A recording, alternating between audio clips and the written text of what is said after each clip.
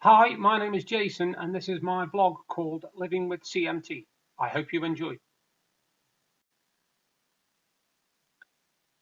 Evening, folks. It's Wednesday evening. It's 5:30. Just a couple of hours to go before the England match kicks off with Japan, which I'll be watching and talking to my sister at the same time.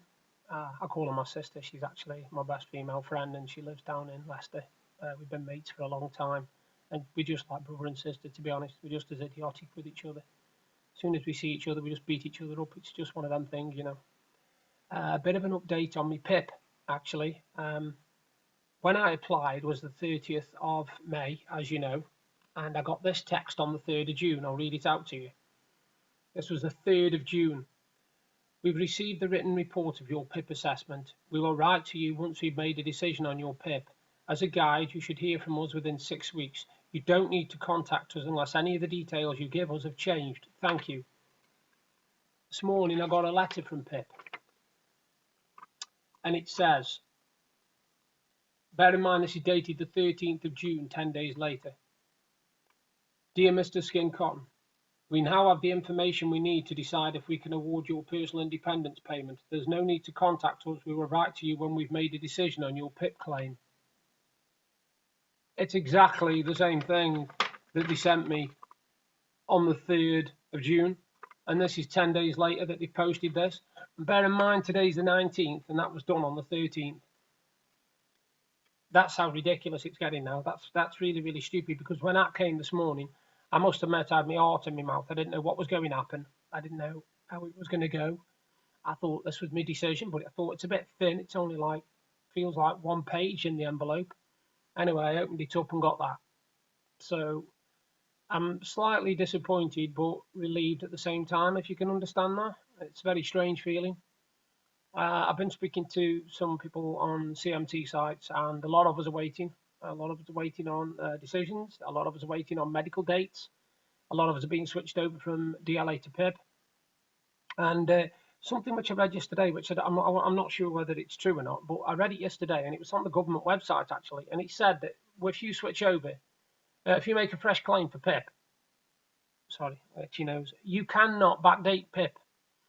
Whereas before with DLA, when I first applied for DLA, it was 1995, and they backdated it me quite some way actually. They backdated it me about 6 months or so. But from what I read yesterday, they don't backdate PIP. It just goes from the date they start awarding it, you know, on that date. They don't backdate it to when you first claimed, which is a bit weird, really. I don't know whether I've read that right, but that's what it said on the government website anyway. Should have gone downtown today. I've not been up to it at all. Side of my body, my left side on my hip and my groin is really, really painful. It hurts when I put my foot down on the floor. I don't know what the hell I've done. I was in agony with it last night. I actually turned to tramadol, which I haven't done for a long time because it knocked me weird last time. It gave me pains in my stomach, but I was in desperate measures. Didn't really do a lot. I woke up about 5 o'clock, 5:30 in the morning. From then on, every 15, 20 minutes I was awake. I didn't know why I was on this earth or for us. It's not a good time for me at the moment, to be honest with you. It's not good at all. Like I said, I've seen a lot of people on CMT sites that are having a lot of problems with theirs at the moment. Everything from tremors in the legs to restless leg syndrome. That's, by the way, something else that happened to me last night, just as I was dropping off sleep. I thought, I'm tired. I've listened to my music. I read a little bit of my Liverpool annual last night, my Liverpool tribute to Madrid 19. It was brilliant, it was. And I finished reading that, and I listened to a little bit of music, and then I turned over to go sleep, and my right leg was not having any. It was fidgety, it was jumpy, I couldn't get it to settle. It took a good half an hour, 45 minutes before I could even think about trying to go sleep because my leg just would not stay still. I hate having restless leg syndrome because it usually happens when I'm really, really, really tired and my body's literally trying to shut down and my leg won't have any. It's very annoying. It's very frustrating. I wish there was something you could do about it. I know people take different medications, but I'm absolutely sick of meds, so I don't want any more meds. My cocodamol, like I said, they've completely stopped working now. They're just not doing anything, I don't think. The tramadol didn't really touch it either. I woke up in really, really bad pain. I've been in bad pain all day, hardly been able to walk properly. I'm trying to sit still now, and it's not easy. I'm just going to do this video and then do my unboxing, which is down here, which I've already opened, but I just want to show people because it's a fantastic box, and there are a couple of things in it which I will be opening on camera because I haven't opened them yet. So you'll have to bear with me with my stubby fingers so that I can try and get parcels and packages open and stuff. But this is the My Geek box for June 2019. So it's coming up now. Okay. Now, as you saw from yesterday's video, the Z box for June was absolutely fantastic, and the large figure with the Chewbacca on an ATST is absolutely brilliant. And I opened that first yesterday, and I thought, well, not really much going to beat that. But this comes close. This comes really close. This box does. First of all, obviously the T-shirt. The T-shirt. Now, I love this T-shirt. I really do. This is going to be one of my faves, and I think it might glow in the dark, actually. Let's look at that. It's actually Cthulhu, and instead of Lives Matter, it's actually got a hashtag of No Lives Matter. And underneath, if you look, oh, sorry, not underneath, what am I doing? Yeah, it does. It says Cthulhu for President. So I've fallen in love with that T-shirt. There you go. I'll let you have a proper look at it. Cthulhu. For President. So yeah, that was the first item, which I was more than happy with. I thought that was brilliant. Fantastic T-shirt. Now this is something which will be popular.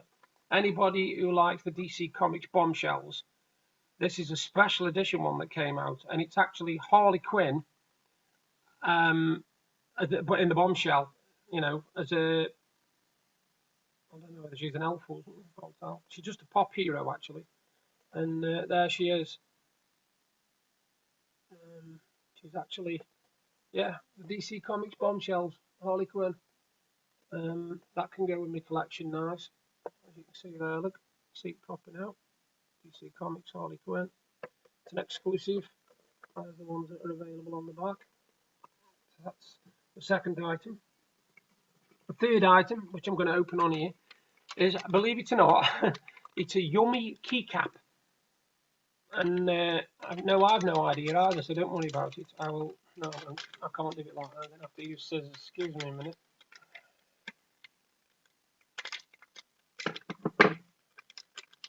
And we'll see which one I've got. We've actually got, oh dear, devil love that. And it's a cookie. It's a chocolate cookie. Can you see that? And then obviously you just slide it over your key there. Look. Keycap. Cool. I like that. So that's been opened for you there. I haven't opened that before. So that was the third item. Another one I'm opening for you as well is I got one of these, which is called a Mega Man. It's a Mega Man, and it's going to be one of these characters, which is either them there or them there. So I'm opening this again so you can see it because I've not opened it yet. So just bear with me again, please, because I'm a bit slow.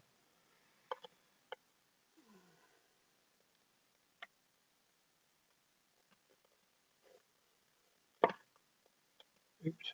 And now the ends come at me. Screwdriver. Right.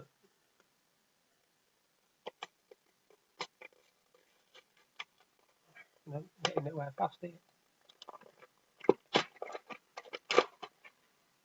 Right, and inside there's a silver foil packet. Silver foil packet. Again, I shall have to cut that because I can't do that properly. And inside I have, oh my word,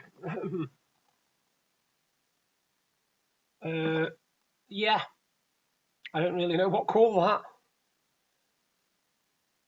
It's, I don't know really. It's different, isn't it? I don't know what really to call that. It's a Mega Man. Well, there you go, that's that. I'll put that on my desk actually, I'll stand that up on my desk. That'd be rather cool actually. So that was the other item. Now, the last two items are something that Stephen could go mad at, and I'll show you why. Because the first one is a Star Trek Collection Volume 1 graphic novel, and it's called Countdown. And I'll just quickly show you the sort of thing, you know, sort of graphic novel material, and it's a hardback as well. And I thought that was fantastic to have in there. And then I discovered that volume 2 was also in there. So they basically put 2 hardback graphic novels in. Now, anybody who collects graphic novels will know that graphic novels are not cheap. You know, they're not cheap. And this is the first 2 Star Trek ones. It's called, that one's called Harlan Ellison's The City on the Edge of Forever, and it's the original teleplay. And the other one is the Countdown. So you've got Countdown and volume 2. So then what was in my box, and I added them up as well, and you're looking at another 45 to 50 pound box for £17.99. So you can't complain, really. You know, some people still will, but I won't. But that was my box for this month, and that's it. Now I've done all 4 boxes what they sent me, plus a threads box. So yeah, I've done all right out of them this month. I'm quite happy. Yeah, Deb's gonna love that. Wait till she sees that cookie. Anyway, that is my boxes done for this month, and I'll do some more next month, but I'll do some more in a minute. I'm going to finish with a poem today. It's quite a funny one, and it's one I wrote called The Defence, basically about a corrupt lawyer. I hope you enjoy it. My dear friends, it's plain to see my client is as innocent can be. The evidence circumstantial, true. The witnesses don't have a clue. It's just a farce, this case, you can see that. There's nothing proven, no straight facts. It's plain to see my client here has no worries and nothing to fear. I know the policeman caught him out, and he is a bit of a layabout. And the jewels that were stolen were found in his room, plain to see, clearly hidden in the handle of a broom.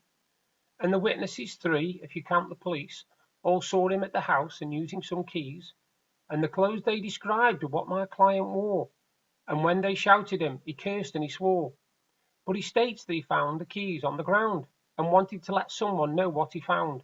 So he tried all the keys and the locks on the street to ascertain whose they were in case they should meet. And having found a lock that the keys fitted in, he regrets doing it now, but he let himself in. He knows he did wrong, but he wanted to see if anyone was in so he could return the key.